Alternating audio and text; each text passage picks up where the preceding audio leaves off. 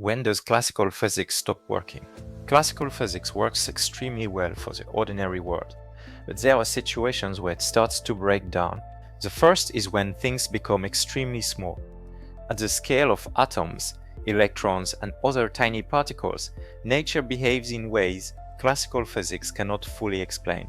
That is where quantum physics becomes necessary. The second is when objects move extremely fast, especially when they approach the speed of light. At those speeds, space and time do not behave the way classical physics expects. That is where relativity takes over. And the third is when gravity becomes extremely strong, such as near black holes or other very dense objects.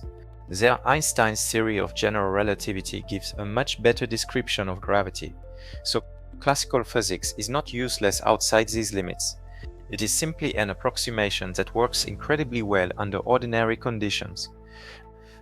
For most things we experience every day, quantum and relativistic effects are so tiny that we barely notice them, which raises an interesting question.